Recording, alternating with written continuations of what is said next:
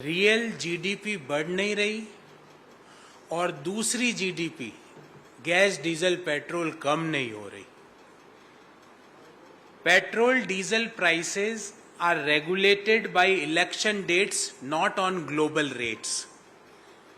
Petrol diesel और gas की prices हमारे देश में निर्धारित होती है इलेक्शन डेट से। जो अंतर्राष्ट्रीय बाजार में उनकी कीमतें हैं, जो उनकी ग्लोबल रेट्स हैं, उनका कोई फर्क नहीं पड़ता।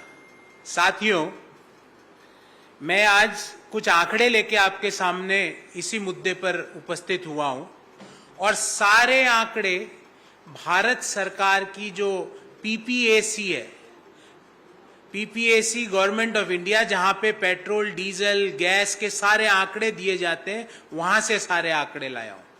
साथियों, जून 2022 से लेकर सितंबर 8, 2022 तक, ये जून से लेकर सितंबर मतलब 3 महीने, 3 महीने में अंतर्राष्ट्रीय बाजार में कच्चे तेल की कीमत में गिरावट आई 24.14%।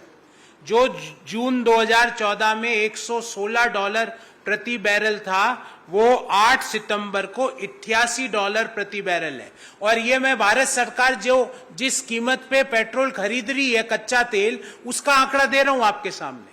तो जून से लेके सितंबर तक 24.14% कच्चे तेल की कीमत में कमी आई और पिछले 3 महीनों में पेट्रोल और डीजल के कीमतों में कमी आई 0%। अगर ये कमी आप जस्ट एज्यूम कीजिए कि ये 24.14% की कमी की जगह अगर बढ़ोतरी हो जाती तो सरकार बोलती आज रात मध्य रात्रि 12 बजे से। वो वाला स्टेटमेंट, जब कमी होती है कच्चे तेल की कीमतों में, तो वो स्टेटमेंट सरकार के मुख से क्यों नहीं सुनाई देता है?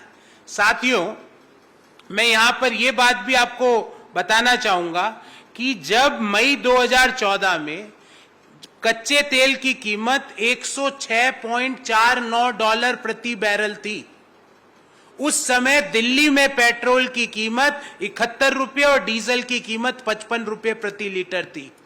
और आज जब कच्चे तेल की कीमत $88 प्रति बैरल है, और मैं सितंबर 8 का भारत सरकार के द्वारा जारी किया गया आंकड़ा प्रस्तुत कर रहा हूं, उस समय दिल्ली में पेट्रोल की कीमत 100 के आसपास और डीजल की कीमत 90 के आसपास चल रही है। ऐसा क्यों मोदी जी? और ध्यान रहे, पेट्रोल और डीजल की 50% जो कॉस्ट है वो कच्चे तेल की कीमत है, बाकी 50% सरकार टैक्स लगाती है।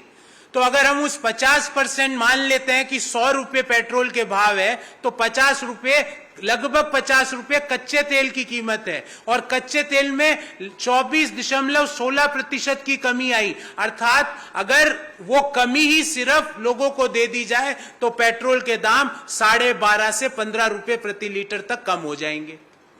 वो कच्चे तेल की कीमत की कमी ही किसानों को दे दी जाए तो डीजल के दाम 15 रुपये, 12.5 से लेके 17 रुपये प्रति लीटर के आसपास कम हो जाएंगे। पर जब भाव बढ़ते हैं अंतर्राष्ट्रीय बाजार में, तो मोदी सरकार 1 घंटे की भी देरी नहीं करती, उसी रात से चालू हो जाते हैं। पर जब भाव घट रहे हैं, जब ये भाव घट रहे हैं, तो देश के लोगों को इस घटत का प्रभाव या बेनिफिट क्यों नहीं मिल रहा? ना तो रियल जीडीपी बढ़ रही है और ना ही दूसरी जीडीपी घट रही है।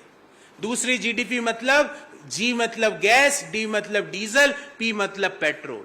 इस बाबत हमारी एक मांग है, मोदी जी, आपसे यह अपेक्षा करना कि आप पेट्रोल और डीजल में टैक्सेस कम करोगे, ये अपेक्षा करना अब देश ने बंद कर दिया, क्योंकि आप नहीं करते हो, आप तो टैक्स की लूट जारी रखते हो।